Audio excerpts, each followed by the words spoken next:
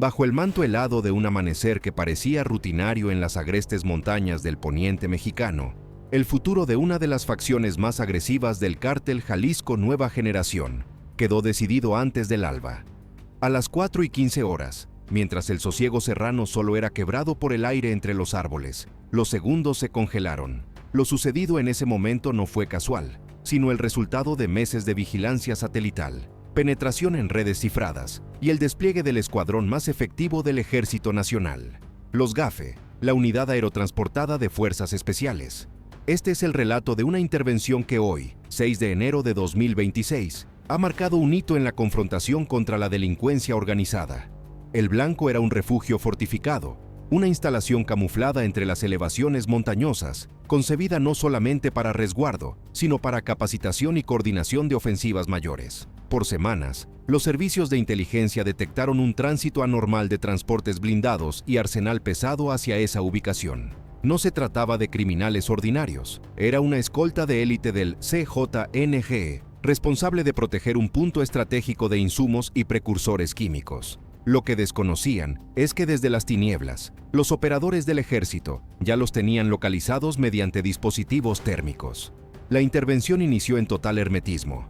Los GAFE, preparados para actuar en los territorios más adversos, ejecutaron la aproximación a pie durante más de 6 horas, superando barrancos y senderos que el adversario consideraba inaccesibles. Al alcanzar el perímetro, el posicionamiento fue impecable. Sin avisos previos, sin altavoces, únicamente el estallido de las granadas aturdidoras y el rugido sincronizado de los rifles de alta precisión que neutralizaron a los vigilantes antes de que pudieran alertar por sus comunicadores. A las 4:15 de la madrugada en punto, el caos estalló. Los gatilleros, sorprendidos durante su descanso pero armados, intentaron una resistencia frenética. Emergieron de sus alojamientos lanzando disparos descontrolados de fusiles AK-47 y AR-15, confiando en que su ventaja numérica les daría la victoria. No obstante, chocaron contra un cerco de disciplina táctica. Los GIFE progresaron mediante una formación envolvente, empleando fuego de contención y movimientos de flanqueo que desconcertaron totalmente a los defensores. Las estructuras del complejo, protegidas con sacos terreros y láminas metálicas, resultaron insuficientes ante la capacidad de combate de las fuerzas especiales. El enfrentamiento fue feroz y prolongado.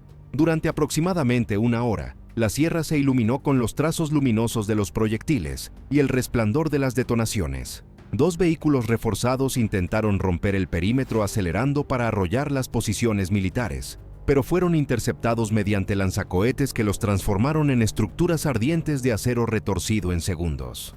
El resultado final de esta confrontación directa es contundente y muestra la dimensión del desafío. 58 criminales eliminados, ni más ni menos, distribuidos entre las fortificaciones improvisadas y los corredores del refugio, víctimas de su propia soberbia y de la efectividad quirúrgica del ejército. Al clarear el día, cuando el humo de la batalla aún se mezclaba con la bruma montañosa, el inventario del material incautado confirmó que lo desmantelado era una verdadera instalación militar. Se aseguraron más de 80 armas largas, incluyendo rifles calibre 50 capaces de neutralizar aeronaves, lanzacohetes RPG, miles de municiones y equipamiento táctico de última generación con emblemas del cártel. Adicionalmente, se localizaron sistemas de comunicación satelital y cartografía detallada que sugerían planes de incursión hacia zonas pobladas. En el día de hoy, las autoridades han sido enfáticas. Este operativo no es simplemente otra cifra. Es una advertencia de que no existen escondites seguros en la montaña, ni bastiones que los GAFE no puedan conquistar. La directriz de la comandancia militar ha sido precisa: tolerancia cero hacia quienes pretenden establecer estructuras paralelas dentro del territorio nacional. Mientras la nación procesa las imágenes de lo acontecido esta madrugada, permanece una certeza: la capacidad del ejército mexicano para ejecutar operaciones de alto impacto está en su nivel más elevado. A los habitantes de la región se les comunica que la protección ha sido reforzada y que el dominio del área es absoluto. El bastión ha sido destruido y la organización que operaba desde allí ha dejado de funcionar. Este 6 de enero quedará documentado como el día en que la montaña expulsó a quienes sembraban el pánico, gracias al coraje de hombres que trabajan en las sombras para que el resto del país pueda vivir con tranquilidad.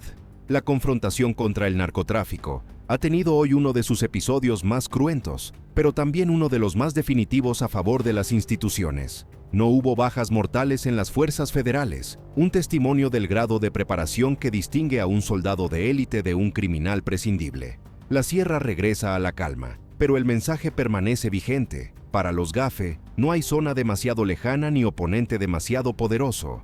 El derrumbe de las defensas del complejo y el cese de los disparos a las 5:30 de la mañana fueron apenas el inicio de una revelación mucho más honda y alarmante. Mientras los cadáveres de los 58 delincuentes eran registrados y los especialistas de la Fiscalía General comenzaban a documentar las evidencias, los analistas de inteligencia de los GAFE penetraron en el núcleo del bastión, descubriendo que no se trataba de un simple campamento transitorio, sino de un centro de comando estratégico con tecnología comparable a cualquier instalación gubernamental.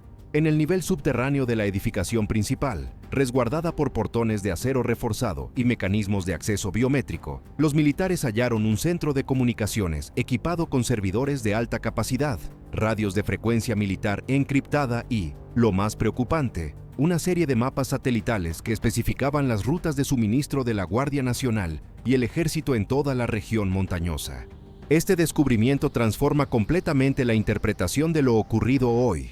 Los archivos recuperados en ordenadores portátiles y carpetas tácticas revelan que este escuadrón de élite del CEJNGE no estaba allí únicamente para resguardar narcóticos. Estaban coordinando una ofensiva de gran envergadura para tomar ciudades estratégicas en los límites de Michoacán y Jalisco, utilizando tácticas de combate irregular, supuestamente aprendidas de adiestradores extranjeros. Entre los objetos asegurados se encontraron registros de preparación que especificaban ejercicios de emboscada, manipulación de explosivos C4 y el empleo de drones armados con granadas de impacto.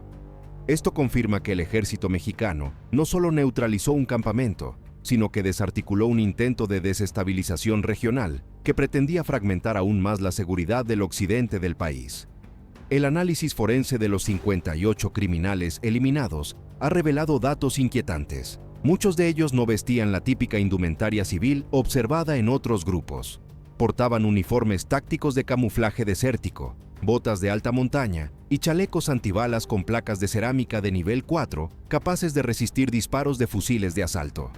Esto explica por qué el combate se extendió tanto. No eran reclutas novatos, sino combatientes entrenados, muchos con antecedentes en fuerzas policiales o militares de otras naciones que comerciaron su lealtad.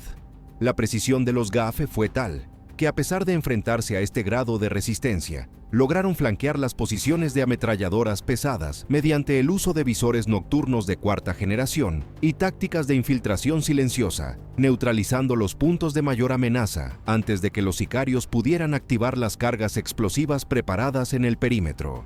Mientras el sol terminaba de elevarse sobre la sierra, 2 helicópteros Cougar y un Black Hawk descendieron en la zona para la extracción de material sensible y el traslado de los escasos detenidos que sobrevivieron al impacto inicial, quienes ahora son elementos clave en la búsqueda de los líderes de mayor jerarquía.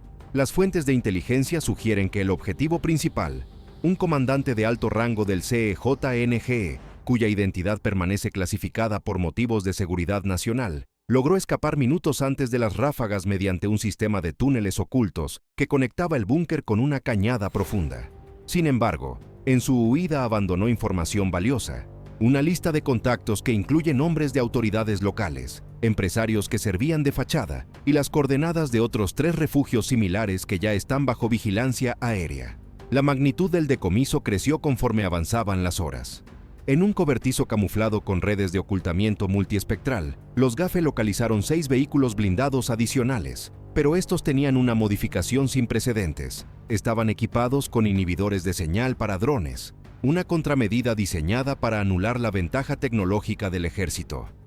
Además, se aseguraron más de 200 kilogramos de fentanilo puro y prensas industriales para la elaboración de pastillas, lo que indica que el sitio también funcionaba como un laboratorio de alta pureza.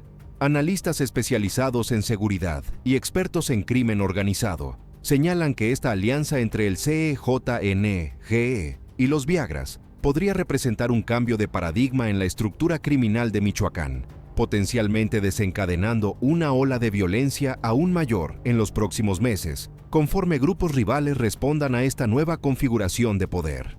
La preocupación central radica en que la población civil será, inevitablemente, la más afectada por esta escalada en la confrontación entre organizaciones delictivas que no muestran ningún tipo de respeto por la vida humana o el bienestar de las comunidades donde operan.